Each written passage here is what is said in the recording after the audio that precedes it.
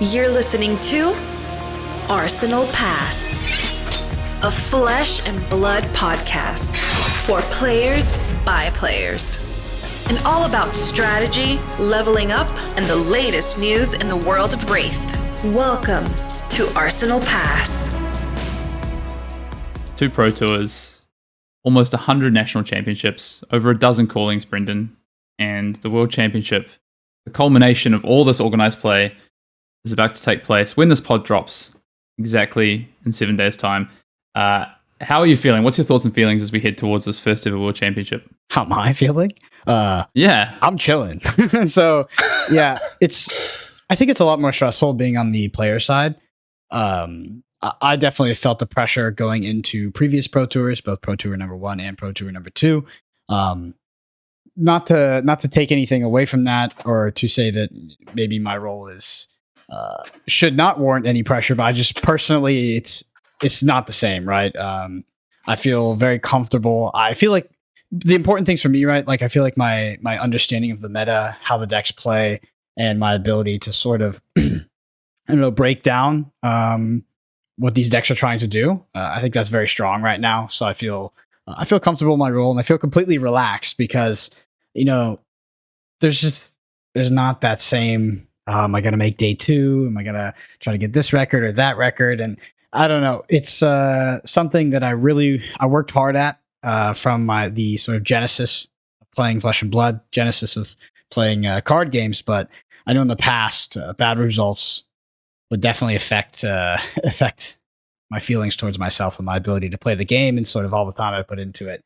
And even though I got better at that, it's still always there. So yeah, without that, I mean, I'm more relaxed. I'm excited. I think it's going to be a great event. I think that the battle hardens and some of the metagame data that we have coming out as we go towards this event has been very diverse. It's been changing quite dramatically, and I think that leads to an exciting event.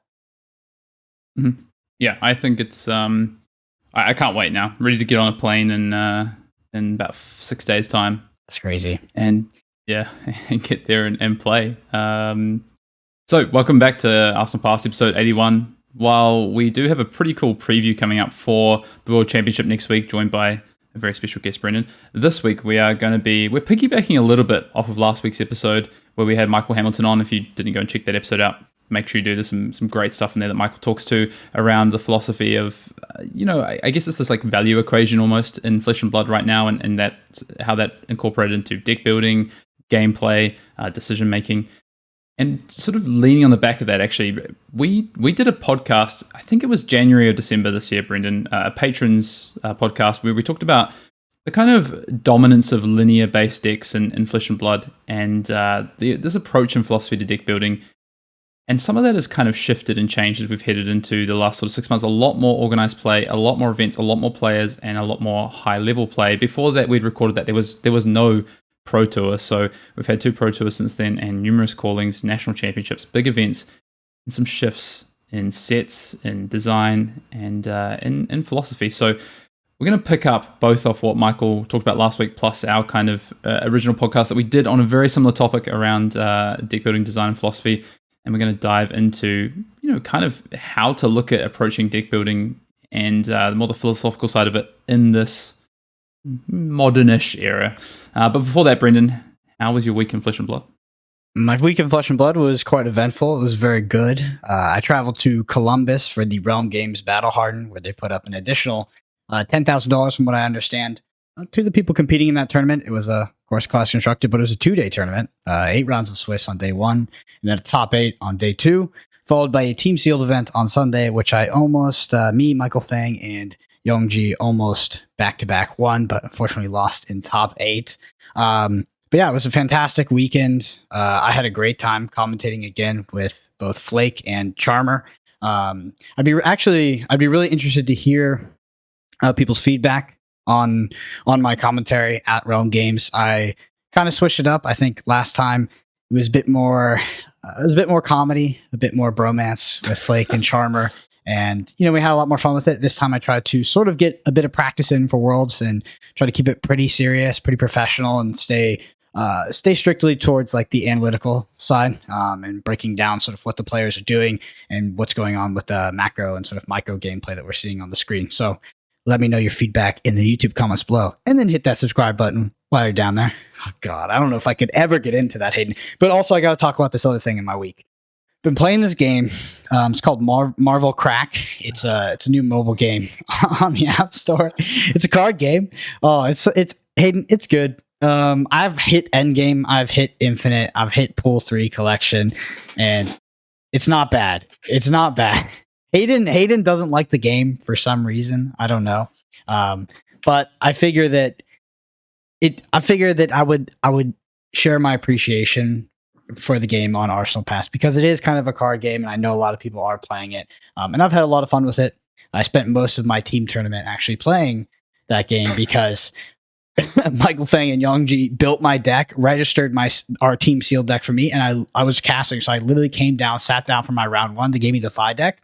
I went 7-0 and played literally every single game was less than 5 minutes, and I just was playing that game in between. But shout out to them; they gave me the super OP Ninja deck, and I was absolutely juicing my opponents. Anyway, Hayden, how was your week in Flesh and Blood? Wow, not as exciting, clearly. Got a shout out to yourself and the casting team and the team at Realm Games. Did manage to catch some of the stream. The timing wasn't perfect, but managed to catch some of it. And very, from all accounts, very well run event. And I think there's over 120 players at that Battle Hardened, right? So 8 rounds and then a top 8. All of that coverage is available, I think, on Realm Games Twitch, which you can go and check out. And yeah, let Brendan know how positive his casting was. Brendan, actually, a question for you. What's your role on the podcast? On the podcast? Is that shifting? My role on the podcast is to just say controversial things that come to my mind before I have time to think about them. And then take reap what I sow, take the brunt of that criticism. But I keep it exciting. I keep people on their toes, I think. Outside of that, I mean, shit. When it comes to playing Flesh and Blood, I don't think sitting next to you, I have too much to offer. People are going to think you're playing a character now, Brendan. Good week. Let's move on to the news this week. And Dynasty spoilers have slowed down a little bit, Dynasty previews, as we head into the official preview week next week. But that's not to say we have had a couple of extra cards come our way. And one I want to talk about, Brendan, we'll focus on one because it's had a bit of attention. I want to hear your thoughts. Sky Fire Lanterns. We've seen already a similar cycle in Illusionist. This card does something very similar with revealing the top card of your deck, but this is a 0-cost Runeblade action, a non-attack action. It defends for 2, and at red it says reveal the top card of your deck. If it is red, create a rune chant token. Go again. Yellow, it says reveal the top card. If it's yellow, create a rune chant. Blue, etc. Thoughts on this card, Brendan? Because I saw a few comments on Twitter saying, "Wow, what a card!" Yeah, very interesting. This must be brand new. Must have just come out. Oh, it does the same thing. Oh, sorry. Yeah, when I first saw it, it was a Sky Garbage Fire Lanterns. That's So same card here. Yeah, I mean the red one. I cannot really imagine playing this card. I mean the blue. It's like maybe, and I think that there's going to be support around this, considering what we saw from the Illusionist. But I think this card in a vacuum doesn't get me too excited. I could be missing something fundamentally. I haven't been a part of the conversation. But when I see a red card that blocks for 2 and potentially gives you a rune chant token, that does not get me excited, Hayden. Yeah, let's break it down. So let's say we can use any of the iterations, but let's use red because you're probably going to play more red cards than anything in your Runeblade deck. And so there could be so many different variations to this, right? But let's just use Viscera as an example right now in Classic Constructed. We chuck our Skyfire Lanterns in there. It triggers our Viscera ability. It's a non-attack action to help with Rosetta Thorn. If Rosetta Thorn is still going to be in the format. So we've revealed the top card of our deck. We've played a card to potentially gain a rune chant. We play, let's say 32, 33 reds, probably maximum. So we're just above 50-50 to make a rune chant. So at best, we make a rune chant and we trigger our ability, and we've played a non-attack action. At worst, we've just played a non-attack action. It's a it's a pretty poor rate, I would say, on a card. 1.5 roughly. Would you consider this to be 1.5? It like if it hits, right? Like if it hits the rune chant, would you consider 1.5 since it satisfies half of the ability, Viscerai's ability to create an additional rune chant? Yeah, I generally consider the card that's active to be half. Generally, so yeah, probably. And then you look at defense for 2. It's gonna be super interesting. Like there could be so many other things that we get off of this, right? Like for sure, revealing cards could do something, right? You have a card, maybe there's a card like Caution, etc. There's so many different things. I'd be interested to see how this plays out. I can't remember the wording on Caution. I feel like this works with reveal though, right? So it's one card we've seen. It's that common. It's a cycle. I mean, I think of cards like Sutcliffe's research notes in Crucible of War, and this kind of reminds me of that to a degree. There was always like, could this be played in some way, shape, or form? So we'll have to see. But that's kind of one of the, I think we've seen maybe 2 or 3 spoiler cards in this past week since the last podcast recorded, where we had seen a lot and we talked through a lot of them. Cards like Rock, of course, the new ninja equipment, things like that. So I have a question, Hayden. Would you play this card if it's just said create a rune chant token? Do I get to look at the top card of my deck? No, it just says create a rune chant token. There's no variance. We can even add that I guess you could look at the top card of your deck. I think it's too spicy then, because then you can fixture like, I don't know. Maybe it's better for some if you're. Well, I actually think the reveal is kind of a negative, to be honest, unless I'm, yeah. We'll say no top card, create a rune chant. I mean, I'd play it in blue. Yeah. Even then, it's like, I don't think it really stands up to cards like Malvern Skies and things like that also block for 2 blue. I'll give you a next attack go again. But yeah, we'll see. We'll see what happens. Speaking of the Battle Hardened that you did play in as well, you didn't play in the Battle Hardened, you were casting, but of course you played in the team event. Do just want a shout out to, I guess, also the Azalea that top 8. Congratulations to the Azalea player, who I think I think they were 5-0 at one point and then finished X2 into top 8. I think Phi ended up taking that event, right, Brendan, in a finals against the Azalea. Is that right? No, the Azalea made the finals against Phi, right? No, so it was the Jermaine and the Phi made it to the finals. The Azalea went 6-1 through Swiss, ultimately lost to an Oldhim that was packing additional Earth cards. Actually 8 Earth cards and multiple additional staunch response. Actually, I think I only had a couple staunch responses. Nevertheless, it was a bad matchup for the Azalea. The Azalea absolutely blasted some aggro decks. And by the way, on the scoreboard, beat Michael Feng on Oldhim, Brody Spurlock on Briar, and then some other just world-class players on aggro decks. It was just starching the top tables. I think that this is probably the most exciting result out of the weekend. Obviously, Jermai making it to the finals was pretty exciting as well. You saw Jermai beat some of its bad matchups. Obviously, I had to do that to get there. So I think Jermai is more alive than maybe people thought. But Azalea, sort of the breakout deck, that Azalea was on stream, I think 4 times. So if you think it's a fluke or you think it was, maybe a gem format its way there, nope, you can go watch it. It's on stream. You can see the deck play. I think it's a legitimate deck. If you expect there to be a lot of aggressive decks in the field at Worlds, Azalea could be a potentially fine pick. Your hard matchups are probably going to be Oldhim and Jermai. But if Oldhim is trying to be more aggressive, it's definitely a matchup that you can win. So Azalea, the quote unquote worst hero in the game, the worst deck in the game, the unplayable deck is vindicated. The role players are vindicated. Azalea is a real hero. Yeah, I mean, you can go and definitely learn from watching those games. There were some great games there.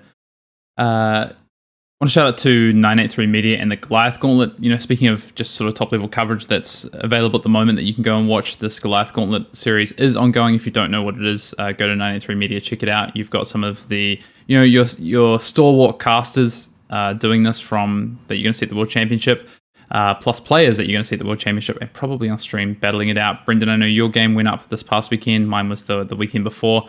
What's your kind of thoughts on this event? Like, have you enjoyed playing it? Do you think it's something that we should see in the future? Yeah, it's really cool. Like, it brings a lot of exposure, right? The casting team, the production team is really good. They got some cool players to join the tournament as well. I think it just makes people more excited about competitive Flesh and Blood, builds more of a narrative, builds more of a story behind the players, right? Speaking about this Goliath Gauntlet specifically, though, my favorite matchup was the Briar into Reinar. What were those players again? Isaac Crute and somebody else. But yeah, that game. No spoilers. Yeah, no spoilers. Great game. My favorite game. I did unfortunately lose my game to Caleb, who is an absolute monster. Spoilers. It has been. Sorry. Yeah. So you're gonna hear a little bleep there when our editor edited that out. So I had a great game against my opponent. You won't. I'm not doing that. Playing Brendan if you got the results spoiled for you. Do just last want to shout out. We have our Dynasty spoiler dropping in a few days' time when this comes out. So Tuesday, November 1st, our spoiler will be releasing. And that previous season does run from October 31st to November 2nd before we launch right into Worlds. We do also have a bit of a giveaway coming up. We're about to hit 5,000 subscribers. I think we're about 70 or 60 subscribers off. So if you aren't already subbed to the channel, please do us a favor, go and sub to the channel, give the podcast episode a big thumbs up, big like, and we'll be giving away kind of an Arsenal Pass pack. We've got a few goodies and things in there for 5,000 subs. So we'll do something post Worlds for that. And lastly, just big thanks to all of our Arsenal Pass patrons. We do have another Patreon podcast going up in the next week. So look out for that. Cookout, Brendan. Yeah. Command and Cookout. Open up the Barbie. Oh, there's a question here, Hayden. Would you dye your hair for 5,000 subscribers? Certainly not. Certainly not. I still want to see you blonde. I just can't. I can't not bring this up because we have our subscriber target. I took the one for the team. I did the blonde hair, and I just think you'd be really, really handsome. The problem is, Brendan, is people have heard you for, if you're a long time Arsenal Pass listener, 81 episodes now, we're closing on that 100 mark. We've been with you for over a year at this point. Maybe you're new to the channel, though. Maybe you're new. Maybe you haven't seen through Brendan's antics yet. But if you are very familiar with Arsenal Pass, you've probably seen the way that Brendan likes to operate with peer pressure. Doesn't sound like me at all. Yeah, let's get into that Command and Cookout question. Yeah, we got a great question this week. If you do want to get your questions in, we have had some great questions coming over the past 2 weeks after our call to action for some Command and Cookout questions, but you can still get your question in and probably get it read out before the end of the year, if we like the question, of course. But, generally we like all the questions we get. You can email them to us at arsenalpassfab@gmail.com. You can drop them in the comments below. Let us know it's a Command and Cookout question, which we've had a few of. You can DM us on Twitter. You can drop one into the Arsenal Pass Patreon Discord if you are a patron. This question does come from there this week from Fancy, who says, how does belittle minimalism figure into modern Flesh and Blood, and does designing around it as an aggro staple hamper ongoing game design? A follow-up question from Fancy as well. If you think that belittle fetching blue minimalism for pitch is fundamentally good for Flesh and Blood, how do you sleep at night, Brendan? Well, I mean, if we're going to harken back to the episode with Michael Hamilton, yeah, the value rate on belittle minimalism is pretty good. There are some deck building restrictions that come with it, but some decks seem to build around that easier than others. Looking at the Briar deck that won Pro Tour number 2. Do I think it's a modern staple in Flesh and Blood? Yes. Do you think and does designing around it as an aggro staple hamper ongoing game design? I think it will. I do think belittle minimalism actually might get banned just because it's so different from any other sort of 2-card interaction in the game, and it's like Math Matrix is so far above rate. If decks could not easily fit it in and they had to make significant sacrifices, I would think about, if you put it in like an Oldham deck, the sacrifice would probably be pretty bad. Then maybe you'll see it stick around. But yeah, I think that's a card that has a target on its back and is just waiting for a couple decks to kind of abuse it. Yeah, it's we've already seen decks abuse it, right? We've seen the winning deck at Pro Tour number 2 use it to great effect. We've seen it be prevalent through, Chain. We've seen it prior to, of course, Chain hitting Living Legend. We've seen it be prevalent in other deck builds. We've seen it in Viscera, of course. The rate on it is so high, right? The thing that comes into it is like deck building restraints, yeah? So that's always the consideration, is like, where you're going to have above rate cards. Like, that is part of Flesh and Blood, but the thing that's going to offset those is what you have to dump into them. So what are the opportunity costs? And one of those for belittle, of course, is your deck building restraints. Of course, they defend 2. So there's a few things there. But the big thing I do think about belittle minimalism, and why we think we probably haven't, there's a couple of things. Why we haven't seen it just completely decimate the format is because of those restrictions, because the card is super above rate, but there is restrictions. And the second is is not about that, but it's about like why I think it's kind of a good thing for us to have. And I think a lot of aggro decks would struggle without it to play into these ice decks to be able to go and fetch that blue Minizen. I think even some of the, I guess, prior formats, some of these aggro decks might have struggled without the ability to like push over rate on damage. I think this ability is kind of needed in some way. But at some point, yeah, right. I think you're right, Brendan. At some point, it just gets a bit too much, right? Something might break it at some point. That non-attack action might become even more vital for a particular Rune Blade, or those resources to dump into a particular action card might be too good, right? So that'd be interesting to see. There's a few cards in Flesh and Blood that I think are just incongruent. Bloatal Minnowism is one of them. Oasis Respite is. I know that it hits Kano really hard, and like I complain about it, but Oasis Respite is just like as an instant, just like it's kind of funny just in the context of like all these 0-for-4 defense reactions we have that have additional game design sort of layered on top of them with like, if you look at the cards that Ranger has, it affects, defense reactions being played. We have like Command and Conquer. So those are like potential punishments of running in your deck. Oasis does have that one cost, but it is kind of weird that you're getting like this for 5 rate off of an instant and sort of dodging those defense reaction limitations. And there's also probably some other cards. Honestly, Aether Wildfire might be one of those cards. You can have it. Ragamuffin's Hat, probably one of those cards as well. The fact that it lets you opt and net resources. Like, it's an equipment, so it's a bit different. But yeah, I mean, it's just some cards that are... Scalata probably wants to have a word with you about overrate effects. Yeah, Scalata.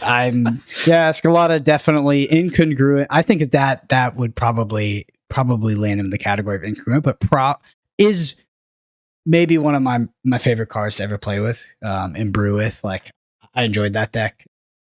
Hate me if you want. I mean, Oasis is another that has deck building restraints, right? Like, it's an instant, it doesn't defend, it's red. Like, there is some. I mean, obviously it's red. That's the above rate you're talking about, but there is restrictions. So I'm really interested to see where design goes in the future with some of these above rate cards. I think they've done a pretty good job so far of balancing them. Like, a lot of the cards we've seen banned in Flesh and Blood so far are equipment cards, right? Because they're the cards that are probably the hardest to balance, right? They're the ones that always start in place, they're always accessible. Whereas these above rate cards aren't always accessible, and they do have some deck building restraints. So it'd be interesting to see where we go next. In terms of your other question, Fancy, how do I sleep at night? I mean, it sounds like someone who plays some ice builds maybe and is a bit upset about Belittle into Blue Minnowism to pay for some effects, but it's all right. You'll be okay.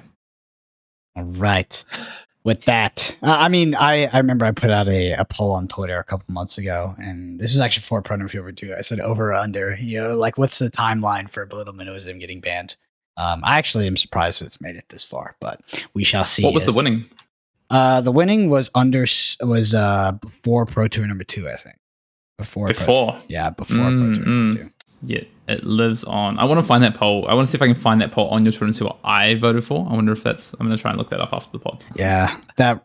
Just a small anecdote that reminds me that Zach Bunn, every time I have a bad take, he uses this like Twitter functionality that will remind him on the date to come and roast me for the bad take. I wonder if we can collate those into a book, a picture book for everyone to read.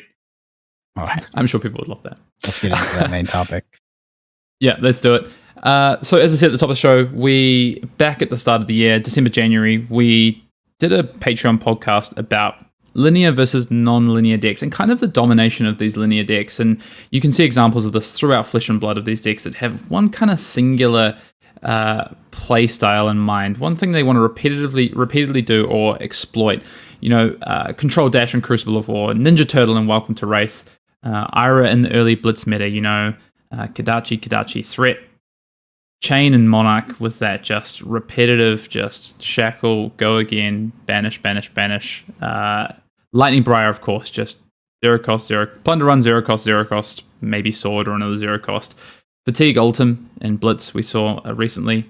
Fight Combo, even with just all these head jabs and Mask of the Pouncing Links plus Stubby Hammers before the banner Stubby Hammers. So we've seen these decks do very, very well and dominate the game. And at the time when we recorded this podcast originally, the original version of this podcast to a certain degree, we were in a point where linear decks were definitely dominating. But Brendan, I think that's shifted a little bit. And we talked to Michael Hamilton last week on the pod about this idea of value equation in Flesh and Blood and how to get above rate and trade cards. And the format has kind of shifted a little bit, right? Obviously with Icelander, these newer builds of Ultim coming to the front. So before we get into talking about, I guess, this kind of idea of, the philosophy of deck building and how to have some of these better deck builds in Flesh and Blood right now based on this kind of concept, why don't we talk a little bit about linear decks and, why these have dominated. But first of all, like, what is a linear deck, Brendan? Yeah, linear deck is a deck that tries to execute its game plan every single game, a consistent game plan. So if you think about Briar, like let's think about Chiro Briar. Chiro Briar, every single game is going to be trying to play plunder rounds out of the arsenal, have long combat chains, stack embodiments, block occasionally when relevant hit triggers come across, and just be the aggressor, right? There's pretty much no point in the game where Chiro Briar would not be the aggressor if there was. That deck was losing. So it's decks that are executing a single game plan. They don't deviate. They're not dynamic, right? They're usually not reacting to the opponent at all. I think that really that describes linear decks in Flesh and Blood. Yeah, I mean, they could be reacting to the opponent, but that would be their only strategy, right? So you could say maybe in terms of control dash, right? Like the game plan there is set up your items, block out your damage, and then just pew pew to victory, right? Like that is the plan every single game. Defensive Ultim decks at one point was just like, okay, fatigue my opponent, like block everything out, fatigue my opponent. Mm-hmm. So you can be, I guess, reactionary in nature, but it's not to the point of that you're fluxing, right? I think is really important. So, right? Like I think that would be the word. It's not dynamic as in like your game plan might switch based off what your opponent is doing. Like generally, you're just executing the same game plan regardless of what the opponent presents to you.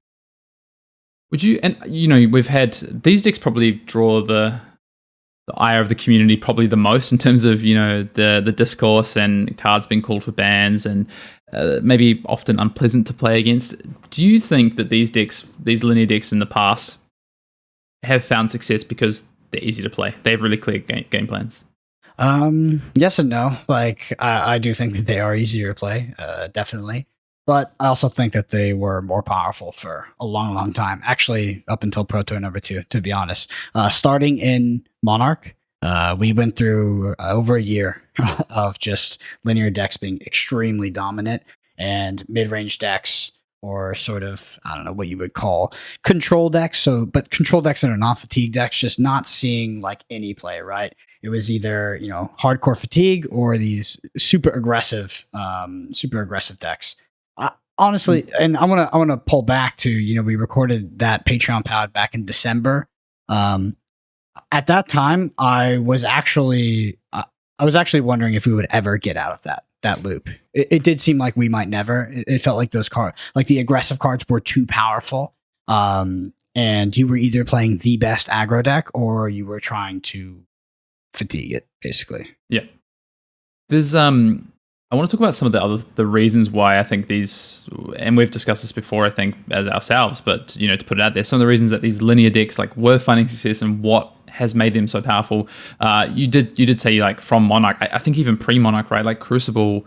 I mean, obviously, maybe you don't identify the game as being as popular then, right? So you could say maybe yes, maybe no. But yeah, like you say, there was a straight year of just aggressive deck after aggressive deck that just kind of dominated the format with one clear singular plan in mind. But there's other things as well. And it'd be interesting to discuss some of these because I want to know whether you think some of these translate to the decks we see now, even if they're less linear than what we've seen. Were these reasons why linear decks, and are they only relevant for linear decks, or do they kind of translate to what we see now? So I guess one at the top of my list is room for error. Some of these more linear decks felt like you had a bit more margin for error because cards are replacement level, your game plan didn't change much turn to turn, and the onus was on your opponent a lot of the time. Maybe you missequenced something and you missed 1 or 2 damage, but for the most part, you weren't getting punished too badly by sort of small mistakes. Whereas if your opponent misblocks a card, lets you draw a card off a plunder run, for example, or doesn't play their snag at the right time against chain, etc., they could get severely punished for it, right? So it reminds me of a conversation I had this weekend, actually, where I was having dinner with Michael Fang, Yuanji, and Yongji, and they were debating how many mistakes an Icelander could make in a game and get away with it. Started at 1, went to 0, and then everybody sort of decided that it was actually -1. The way to win games is Icelander. Your opponent needs to make a mistake at some point in the game. That's interesting. Yeah, so that I think we'll come back to when we talk about maybe this current format because it felt, these decks, I miss a resource on my chamber or whatever. Like these small resources, to me, they never felt like game losing, but they did add up eventually, right? But unless you're in a really tight game, so like a Lightning Briar Mirror, like 1 or 2 mistakes could probably cost you the game, right? I think we found that in Lightning Briar Mirrors, Cheerio Briar Mirrors, whatever you want to call the deck. But also, I guess they're maybe less obvious as well. Yeah, for sure. I mean, I think that generally, when you're playing one of these linear decks, yes, there is a larger, sort of margin for error, right? You can get away with more. Your deck is sort of just fundamentally powerful at executing a basic line, right? Whether it's an aggro deck, right, that's just trying to push as much damage as possible, or it's a defensive deck, right, where you're just blocking out with your entire hand and just trying to get the most value you possibly can.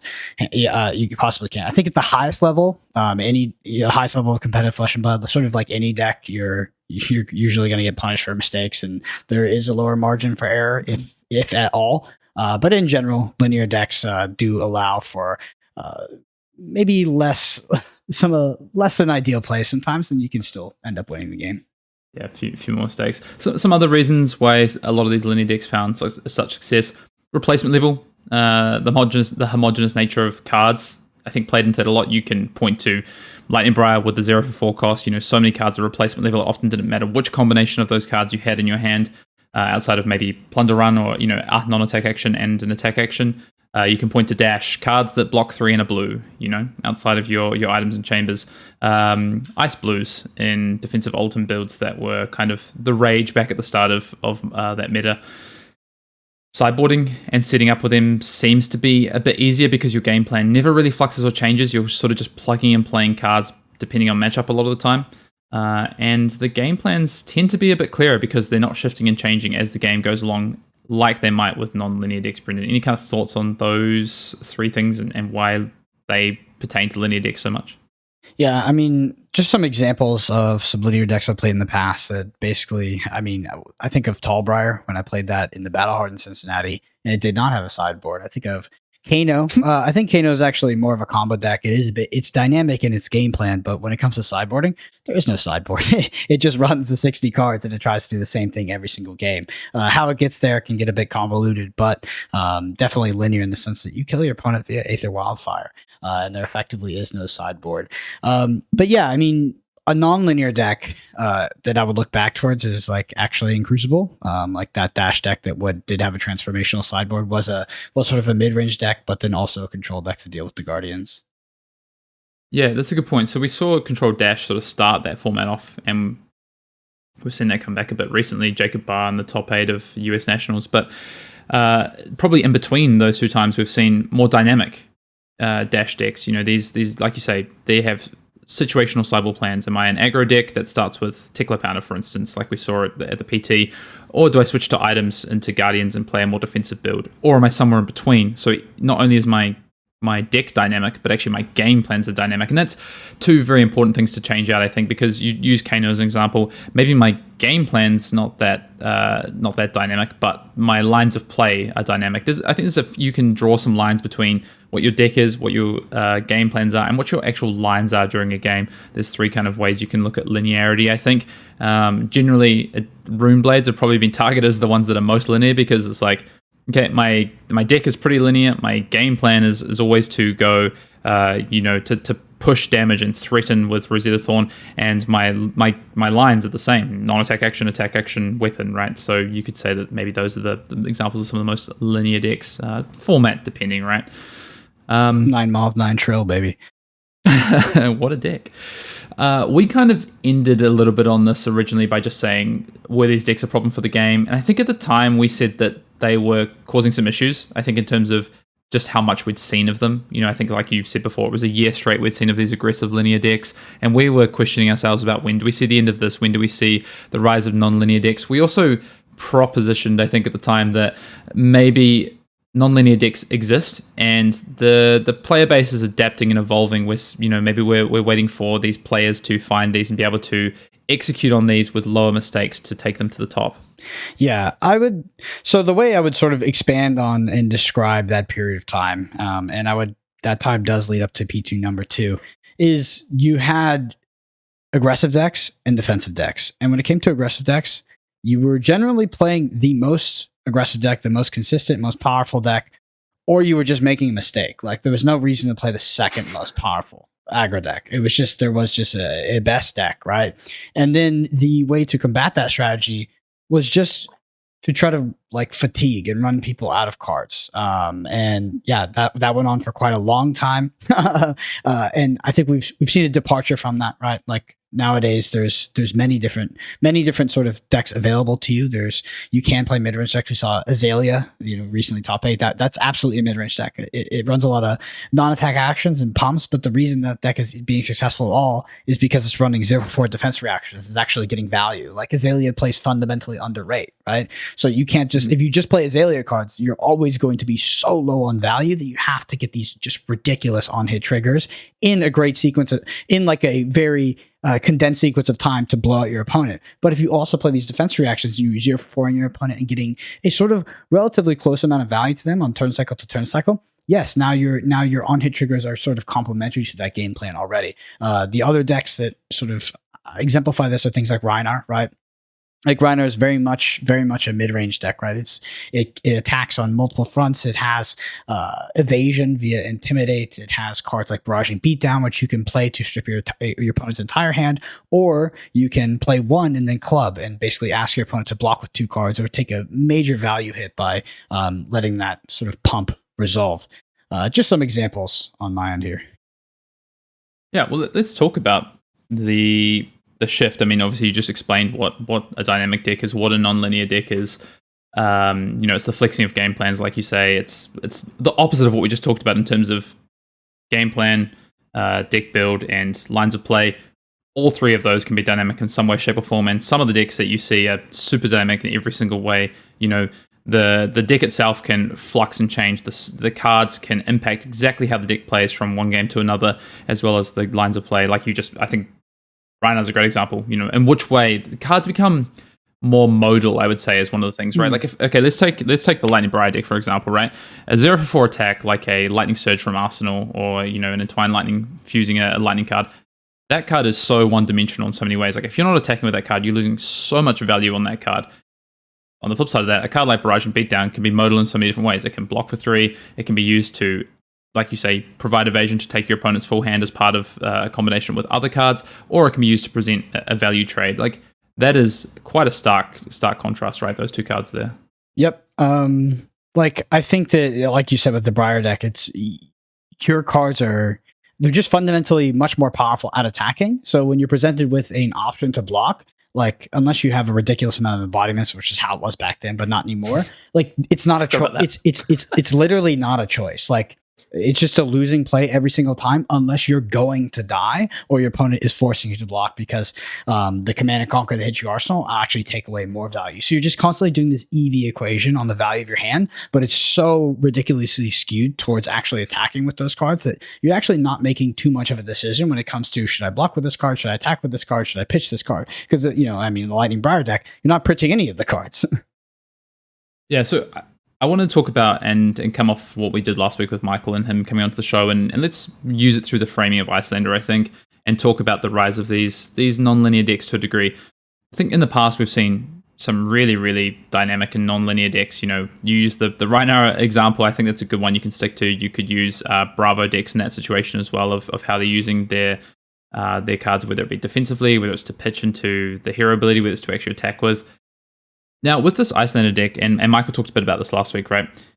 I think that shift is less so. It's kind of somewhere in between, because you have a card like Wounded Bull, right? Like, that card is an offensive card. It's not good on defense, yeah? It's a 2-block red, but on offense with 2 card value, that represents more value. But it doesn't use your whole hand to do so, whereas you might find with other sort of linear strategies, because you're pairing it with cards that block for 3, you're pairing it with Disruption, you're pairing it with other elements of... so you're pairing a linear element with some non-linear elements, like am I playing the Channel Lake Frigid, or am I defending with it, for example? Yeah, so Icelander has access to some of the most premium disruption in the game, and that instant speed as well. Icelander is also not like Kano, where Kano's like punished drastically for diluting the deck between attack actions and non-attack actions. Like, Kano's hero ability is effectively becomes very high risk, or turned off, right? Like non-existent. Icelander does not have this deck building limitation. Icelander's ability lets you play these sort of non-attack actions that would usually take your action point at instant speeds. You get an even higher rate on them. And that's what you want to be doing, right? Because that is fundamentally unfair. And then if you look at the cards that you could be playing over Wounded Bolt, like a card that was included before was something like Red Aether Ice Vein. So Red Aether Ice Vein is pitch a blue, coming for 4, wand for 2. So that's Aether Hail. So that's 2 cards for 6. Wounded Bolt is 2 cards for 8. So it's just fundamentally better on the math.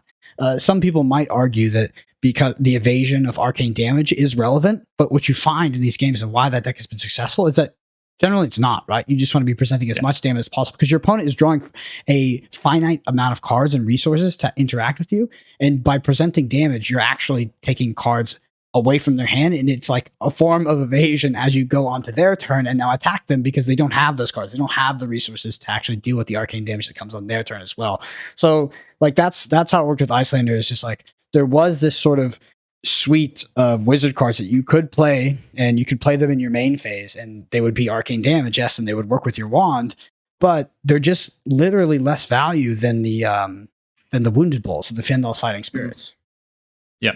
Let's not get it wrong. The Icelander deck was always, one of these dynamic, non-linear decks that played on the opponent's turn sometimes it played its own turn, sometimes it wanted to deal arcane damage. Sometimes it combo, sometimes it doesn't, right? Like you just have like if you play Icelander in Blitz, you see this, right? Like that is such a mid-range deck, but then you run into an Oldhim who decides he's like, oh, I'm going to try to play Sigil Solace, Oasis or Spy, like all this bologna sandwich. You're like, okay, well, just as a result of me having blue block 3s that fuse some of my cards, they actually combo you and kill you inevitably. I have like a deterministic win against you. Like it's the deck can totally shift its game plan to deal with the opponent trying to do something sort of cheesy, like fatigue you. Brilliant. Yeah. So I was just thinking about when you get passionate about Wizard, I think it really seeps through into the podcast. But not the only sort of dynamic non-linear deck that's had success this past season. You look at the likes of Reiner winning Malaysian Nationals. We've seen these newer Viserai lists that play in a little bit less linear than they had in the past. The Ultims and the way that they play flex between being these more defensive decks to more aggressive decks, the use of Stalagmite, etc. There, we've seen dynamic and more non-linear decks start to grow in this last meta. So before we get into kind of like the takeaways, I think, and how deck building might progress moving forward, and like what you can take away from this, what we can take away from this, I want to ask a few questions, Brendan, to you, and we can discuss this about why we're seeing the rise of these dynamic and non-linear decks and the continued success over linear decks. Not saying that we've shifted completely away from these linear decks and dynamic decks are where we're at, but we have seen quite a bit of a shift. So, a few questions. Do you think the reason for this is down to the players getting better at the game and the better players at Flesh and Blood being able to leverage dynamic decks, reduce their mistakes to enhance basically the raw power of these dynamic decks? Okay, so how this relates to Icelander is... No, I'm kidding. Wizard. Yeah. Actually, no. I think that a lot of it is a result of game design, and that game design is a result of Prism rotating out. So when Prism rotated out, it paved the way for a lot of these decks that could interact in sort of a non-linear way, whether it be Icelander or Rhinar. Rhinor's more of a meta call, so is Azalea, but it allowed them the space to actually compete in a tournament, right? Where a lot of these decks, whether it was Oldhim or Icelander, had like auto losses into this Prism matchup, which competed on sort of like a completely different vector than any other deck. And it was very polarizing, right? There was this kind of rock, paper, scissors-ish. So as that faded out, I remember we were actually quite worried. It was like, okay, this is going to be like a mono Oldhim, mono fatigue format. Turns out it's not, because decks like Icelander, and decks with evasion actually came back into the format, which is perfect, because that's Flesh and Blood is actually designed for that, right? Like some of these heroes are designed to target these kind of formats where there might be more defensive decks or more aggressive decks. And Prism, what we thought was actually keeping Oldhim away, was actually probably keeping the format from evolving, right? So as that rotated, I think that's what's led to non-linear decks being able to compete in this meta. I don't necessarily think it's attributed to players kind of getting better or anything like that. Interesting. I think it somewhat is. Like, I agree with you on all those points about game design. I think you hit it kind of on the head, in terms of, I actually have a follow-up question to that, but, Prism rotating out and Icelander coming into the format with Uprising. I would argue there's a little bit of the player edge and just players growing this game, because I think you actually made a point that exemplifies that. You talked about, the conversation you had with the guys at dinner the other night in terms of needing to make -1 mistake. That's a lot less than 1 or 2 mistakes. And I think players just realizing, getting reps in, getting more familiar with this game, it's not even a case of just like better players coming into the game. It's actually a fact for me of players just getting more experience in the game and understanding, heuristics, as Brendan would say, and when to avoid these pretty sort of simple or easy to make mistakes just being pushed out of the game by some of the top players. I think is at least some of a factor. If I had to give it a weighting, I mean, obviously, I don't think it's like 50-50 or anything to that degree, but I do think it has some impact on that, because mistakes do make it a lot harder to have success with these dynamic decks. Well, I think that, practice makes perfect, and people are ridiculously more, disproportionately more practiced than they ever have been in the history of Flesh and Blood because of Talishar. So now you don't have people that degeneracy. Yeah, degeneracy as well. It's like people, it's obviously it happens, you'll see it, but it's becoming less and less common that someone's just going to make a mistake, like a blatant mistake, like it's objectively incorrect because that they just missed a line or something, or they're like something obvious, right? That you just get from practicing and pattern recognition. Like those things are less common, and it makes games feel a lot harder, which I think we've all attributed to as we played these competitive events as time has gone on. But yeah, the player base is getting much better, and I think that what leads to making less mistakes is fundamentally just way more practice, like way more games of Flesh and Blood are being played. Yep. On the theme of game design and new sets, of course, you could probably point to Monarch and Tales of Aria being two of the most powerful sets we've had in this game so far. I mean, You look at the heroes that have come out of that and some of the game design. What do you think in terms of sort of some of the discussion that, and maybe I'm making this up, maybe this is my discussion, but Uprising being a bit of a step back in power and allowing for these dynamic decks to, so not only the kind of thing with Prism rotating out, Chain, etc., very powerful decks that inhibited some of this dynamic deck building and dynamic play, but also potentially a new set coming out that is a bit of a step back from where we've been in the past in terms of power level.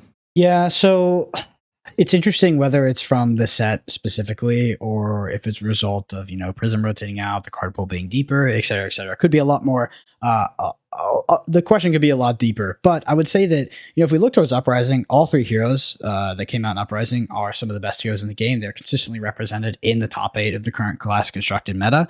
But the Uprising as a set does not feel nearly as power creepy as Monarch or Tales of Aria. I mean, but the thing is like those sets felt so powerful because of usually an individual hero. Like I think that Chain effectively utilizing this sort of crazy amount of card advantage every single turn for this somewhat like the cost of doing that, which is the blood debt in your life. Like it's not worth the card. The card is way that more. Was a cost? Yeah, exactly. The card is way more valuable, which was the exact issue with the card, like what Chain was modeled off of, which was a card magic called Necropotence. And then we have Oldhim, which is sort of coming to its own now. Wasn't as good back then, but Oldhim just has like Throne of Brutality's ability kind of printed on the hero, where you get to block 2 for free and ice react and it's just fundamentally very good. And of course, Crown of Seeds is, I think, a power crept card at that.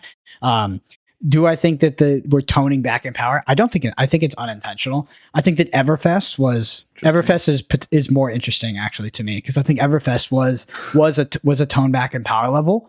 Like Stavo. Yeah, but I'm saying for most heroes. Then there were just like some outliers, like Revel and Rude Miraging Metamorph, Starvo. Like there was a lot of bad cards in Everfest, and then there was just some baloney sandwich that has just absolutely terrorized the game.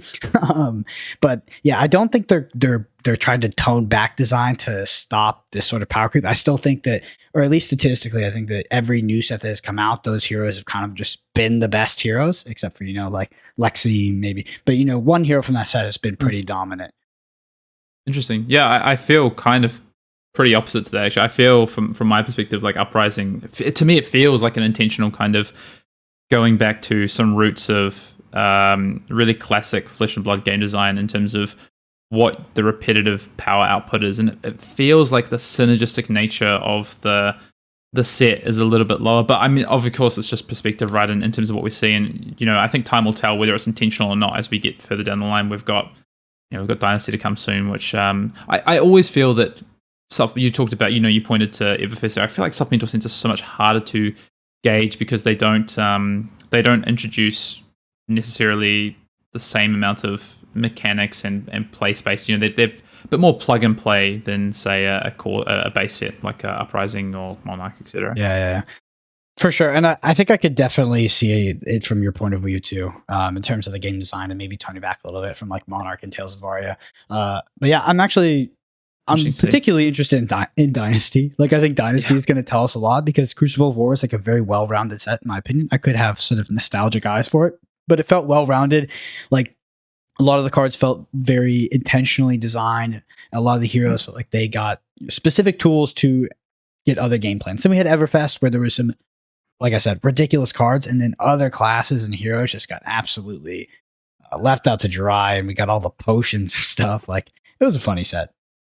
Look, I don't want to upset anyone, but let's put it out there pretty plain and simple, Brendan. Everfest, I think, particularly not a very good set. Probably the worst set in Flesh and Blood so far. I agree. But someone was actually talking to me about this weekend. Sorry, anecdote and a bit of a diversion, that they think like Everfest is a good set to sit on because a few of the cards in that set won't be reprinted because they probably won't do Unlimited for Everfest, and they're like the most freaking powerful cards that have like ever been printed. This like Revel and Runeblood, just crazy. Miraging Metamorph, like, why does that even make sense? Like, it's an upside if you pop it. It's crazy if you're playing Prism. Revel and Runeblood is 0 for 4, to be fair. Yeah, but it's just a little synergistic with the Viscerai, and then this. I know it's supporting cards, right? Like Bloodshea Scalata, Viscerai's ability, like all this. Yeah. Interesting. Well, that's our one and only finance bro corner for probably about 10 episodes. Yeah. That's all you get from us. That's the taster. Okay, I want to round out some of these questions. So two more for you. Harder to play against dynamic decks. Do you think that's been something you can contribute to the rise of these dynamic decks? That they're harder to play against? Yeah. Going back to this -1 mistake, right? Yeah, very much depends. I think it depends on the player, right? Like some players handling those kind of decks, it can get really tough because it's hard to sort of, I don't know. They have a lot of agency of their game plan, and they're reacting to you, and it's dynamic, and it's changing based off what you're doing, and you have to sort of keep up with that and be on the same level if you want to compete, or you quickly just kind of get overshadowed, right?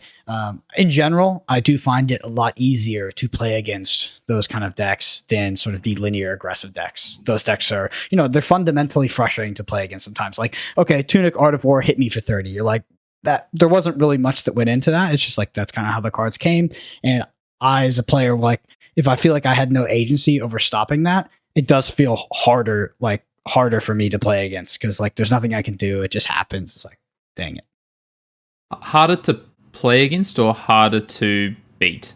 Harder to beat, definitely. Yeah. I think because my side is my point would be, if you want to play against a dynamic deck, and I think it's at least somewhat a contributor, you've really got to be able to play both sides of the table. And the less and less you're able to play both sides of the table, the more and more advantage your opponent gains. Because, let's use an example. Icelander passes to you with a card in arsenal and 4 cards in hand. You play your first card for the turn. What's your opponent going to do? You don't know. I mean, you can have an idea based on how much you're playing the opposite side of the table. Okay, they fuse something with Aether Ice Vein. I remember what that card is. They have played X amount of cards so far. I haven't seen a hypothermia. There's so many different things that could happen. Okay, how do I want to play around that? What's the card that could help me enable that? What am I most worried about? Like, if you just play out your game plan into a dynamic deck, you can often run into some trouble, especially dynamic decks that have disruption elements. But you could even use something like, a dynamic deck like Rhinar as an example. It's just, why not?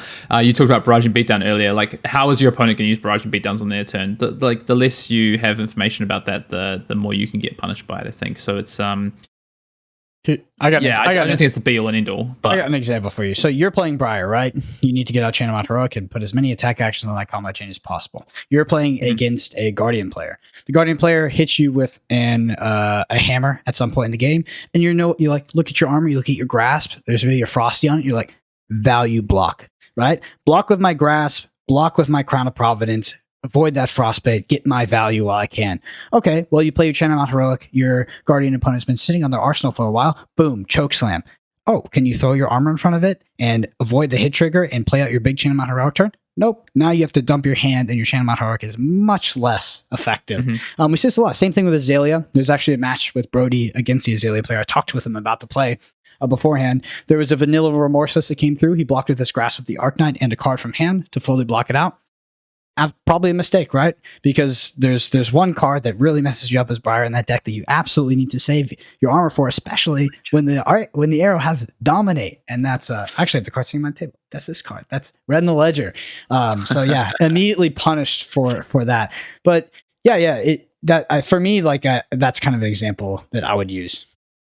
Yeah, I agree though. Like a lot of these powerful linear strategies in the past have been frustrating, and we've seen that being directed at by the community in terms of, these are not necessarily fun play experiences, and dynamic decks I think lead to more fun play experiences in general. But I think they can often be harder to play against, and I think that is giving somewhat of an edge to these decks for the moment. We'll see how that translates. I mean, I think about a deck like Dorinthia in the past as well. Like in the past, that deck lost a lot of its power because everyone knew how to play into it. And then we've cycled through to a point where probably not a lot of people know how to play against Dorinthia again. So, but I'm sure we'll go back the other way. What about? I guess probably the last thing would be do you think a lot of the cards that we've seen printed recently, say Everfest, say Uprising, do you actually think that some of these cards, potentially the more powerful cards we've seen from the set, are better in dynamic decks than in linear decks? A card that I guess it's not necessarily recent, but Channel Lake Frigid, Hypothermia, and Icelander, for example. In the Guardian side, there's probably some good examples I can't think of right now. Yeah, like Hypothermia is a really good example. There's times at which you play that, and the value that you can get off that card is drastically changes based off what your opponent's doing, right? If they play a Channel Mount Heroic, I'm sorry, you keep using that example, and you play Hypothermia, it's very good for you. If they, have a 2-card hand and they're coming in for Scar, and maybe a Rosetta Thorn off Tunic, and you Hypothermia, yeah, it's not bad, but you're not going to get that massive +6, +9 value you could by stopping a CMH turn with that card. So yeah. What's the most powerful card in Uprising? Crown of Providence. The best card. Yeah. Good. I'm glad you said that. That card in itself is a pretty dynamic card, right? Like it's, even the best card out of Uprising, which arguably, and it's an equipment, that in itself is not a linear card. It's quite dynamic. So well, yeah, because you can fix your hand, right? Like that's the main thing. Is it's linear if you use it to block a Command and Conquer every time and recycle your arsenal into your hand. But the fact that you can fish for blues or fish for reds, that card is so good, Hayden. Yeah, and of course, Hypothermia could be it's not necessarily it's in itself a dynamic card. That could be used in linear strategies that just want to prevent your opponent ever playing the game. But I guess my point is that we're seeing some of these cards recently work really well in dynamic decks, and that's not to say that we haven't seen strength for linear based strategies. You look at Fi and obviously that hero being printed, but we've seen some really strong 0-for-4s. We've seen some cards like Lava Burst, these above rate cards. So it's not like these decks haven't got it. I guess my point is that. I think some of the cards that we've seen printed recently have enabled and helped the dynamic decks grow alongside all the other things we just talked about. So I guess the last thing that really want to go over, Brendan, is kind of the so what, how to utilize this info and where do we go from here when it comes to deck building. Of course, like I say, last week, Michael Hamilton talked a lot about this value equation and from a play perspective and a deck building perspective. And that tends to line up. It can line up into, I'd say, traditionally more linear strategies, but it can also line up into non-linear strategies like we saw. So, value equation in the past, you could say, well, Tarek showed this with the Lightning Briar deck. Just always be above rate on each card by 1 in a linear version. Michael using this with a card like Wounded Bull, Findle's Fighting Spirit in a non-linear shell. But what's the kind of so what? What are some tips you have right now, Brendan? Let's say World Championships happens, Dynasty comes out, we've got a new set. How would you approach deck building right now? So I think that this is a funny answer from me, but I think that the value oriented way of looking at Flesh and Blood and just fundamentally sort of dissecting every card based off its sort of quantitative math matrix and how much value you can get a turn cycle is the best way to deck build in Flesh and Blood. Is it the end all be all? No, definitely not. Like the Kano combo deck is a deck that I don't think fits that kind of fits that equation at all, and it's still a very powerful deck. But I know from spending time with the likes of Michael Hamilton and Michael Fang in person and really hearing them dive into this topic, and especially when it comes to limited set, I know you mentioned Dynasty. It's actually really changed the way I look at Flesh and Blood and the way I play Flesh and Blood, and I feel like I've gotten much, much, much better. Like I said, it's not the end all be all. I still think that you can absolutely deck build from the sort of synergistic perspective, looking for specific broken cards, building around them, or looking for combos. Like that's great. But I think you should always start with value. And if you do, you're going to shortcut so many potential mistakes that you could be making in deck building. Yeah, it's so funny because this idea of, I guess, what do you call it? The math matrix or whatever you like to call it. I just call it the value equation because that's literally what it is. That is what like Flesh and Blood is predicated on. And I think back to playing Welcome to Wraith Limited or playing Welcome to Wraith Arcane Rising Classic Constructed. Like that's literally what the game was. So it's so funny to think about it kind of coming around now and being almost like somewhat of a new concept in a way, or at least a revived concept. But absolutely. And you know what's funny is that, like, it actually dumbs the game down. Not saying in a bad way, but like it simplifies it. You can learn so much and you can get so far just by looking at like the sheer numbers on cards. It's freaking incredible. But like you said, like an anecdotal kind of story from Welcome to Wraith. I remember I was playing the 2019 Austin Calling, which was Welcome to Wraith Limited. And after the tournament, we had dinner with James White, and he was talking about how good Raging Onslaught Blue was. And I was like, dude, that card sucks. And he was like, it blocks for 3. And it comes from, it's like, it has no text. He's like, it blocks for 3 and it's a blue. It's all you want. And it takes a 5. It made no sense to me at the time. I was like, dude, that card sucks. It doesn't say strip 5 card. It doesn't say pummel on it or something like that. But he's 100% right. Like you go draft some of these sets now, and even Uprising, like you see Bowlander drafted in Uprising. It's so disgusting. Like, it's so much harder to play against than the regular Icelander decks. When that Icelander is slapping you with a Findle's Fighting Spirit in Limited, you're just like, come on. Michael Hamilton. That card's pretty good. Yeah. Findle's Fighting Spirit. Yeah. Yeah. Yeah. Like someone played Scar for Scar into Red Brothers in Arms, and I was just like, what? Stop. No, but you'll get so far. And I think that it's a great way to sort of at least start in the game. If you're starting on deck building, or even if you've been in the game for a while, I would really listen to that podcast with Michael Hamilton. I think that what he has to say is super valuable. It's just a great fundamental. Heuristic. As you love to say. So there's talking about dynamic and versus linear decks, deck building philosophy, if you want to say. I think philosophy is basically what it is. There's the approaches that come into that. Like you just talked about the value equation, that can actually fall into either. So maybe a new set comes out, you want to look at it from a value standpoint, value equation standpoint.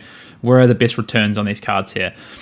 The other piece, and this is the piece that probably I personally look to more, and you just used a few sort of examples before, but it's like, what are the most powerful cards? Like, what are the things in the set that are doing the most powerful things? And they're probably going to lead to, they could lead to either linear or dynamic. I think in the start of what you're looking at when you're deck building, they're probably going to lead to linear things first, because you're going to identify a card. Let's use Bloodteeth Glider as an example. How can I break this card? How can I use this card to its fullest potential? Well, it's probably going to revolve around a pretty linear strategy. Build up as many rune chances as I can, have an OTK turn. But it might not at the same time, right? It might revolve around a synergistic card that is a lot less sort of linear in nature. Hero abilities, I think, can potentially be like non-linear as well. When you see new heroes come out in sets, it's like, okay, what does their hero ability do? How can I utilize that in a game plan? How can I fold that into a game plan? Ultim's a good example. Like, this looks pretty one-dimensional, but actually once you start to get into it, it can be, you come in on offense and then on defense, you use the Ice Rack to break up turns, for example.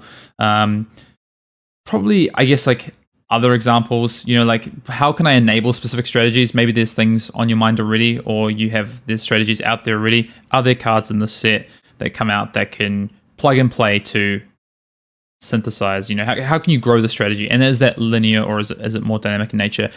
I think the last thing as well is that you can look at a set, you can look at sitting down to deck build, you can take a linear sort of theory or idea or strategy. So maybe it is the value equation on offense, and plug that into a more dynamic build and take that to the next level. And I think that's kind of what we've seen with Icelander. I think it's what we've seen with some of these Ultim lists. And I think even with some of these fringe decks that have done well through Nationals, I think that's actually what we've seen is people take this idea of a bit more sort of linear approach and plug it into their dynamic shells. 100%. I agree with you on all fronts there. Cool. I think that's kind of going to do it for this look into, philosophy of deck building, kind of how to build some of the best decks right now. It's going to be interesting to see. Maybe last question I have for you, Brendan, is like, where do you think we go from here? Like, do you think we continue to see the growth and power of dynamic decks take over Worlds, Dynasty, or do you maybe see that some linear builds start to come back? And it's not like we don't have linear decks. Like, Fire's, if not one of the best decks in the format right now, and it's pretty linear in nature. Yeah, so if I talk about going back like to some place, I would say go back to sort of, you either play the premier aggro deck or you play this sort of fatigue deck, you play this defensive deck. And those being the only two reasonable options, like competitively. I don't ever want to go back there. Do I think we will? I think yes. Like, I think it doesn't take a lot. And it's the offenders are really the aggressive decks. Like, we only need like one more super premier aggro deck on the chain level, or we need a deck like Prism to come in and hate out like all these sort of police decks like Icelander, like the Azalea. It's so funny I'm saying that hero's name, but yeah, I mean Prism really kept a lot of those heroes from being able to come in and balance the meta. And yeah, I don't think it takes a lot in terms of design for something to come back in and take us back to that place. But at the same time, because of Living Legend and because of the game's sort of, active ban list, that could be easily rectified as well. But yeah, hopefully we stay here. I think we're in a healthy spot right now. Probably one of the best metas Flesh and Blood has ever been in, at least since Crucible of War, 100%. But yeah, those are my thoughts. Good closing thoughts. I'm interested to see where we go next. I too feel that these quote unquote mid-range decks, these decks that are generally more dynamic in nature, I'd love to see them flourish. I'd love to see different iterations and options as well. I'd like to see some of those decks gain some powerful options in Dynasty to potentially use and leverage to be able to fight maybe some of the... I think, if you look at the more dynamic decks right now, they're pretty disruptive in nature, right? Yep. So they can even disrupt these other dynamic decks. I'd love to see some ways to be a bit more resilient for those dynamic decks, or to have slightly more on their power curve to be able to fight and combat those. Maybe you're a dog into some of the aggro, but you can fight these disruptive decks. But really balance out the format a little bit and leverage some more heroes to be viable in a format like Classic Constructed. Yeah, just don't. Not talking about Blitz. Just don't fatigue me. I hate fatigue. If it ever is a viable strategy, you're going to hear me complain because it sucks. Yeah. All right. Well, that's going to do it for this episode 81 of Arsenal Pass. We're just a week out from Worlds. Next week we do have a bit of a special episode and a preview of World Championships with a special guest. Just want to sign off as well and say until next time. If you do want to follow us on Twitter, we're there. You can find Brendan at BrendanAPG. You can find myself at Fian_Dale. YouTube channel is closing in on 500 subscribers. 500? We 5, really walked back. 510s. Go and drop us a sub and a like, and we'll be doing a bit of a giveaway post-Worlds for the, not 500, but 5,000 subscriber sort of mini celebration for Arsenal Pass. Big thank you to all of our patrons, and until next week, we'll see you in the next one, Brendan. Yep. 500?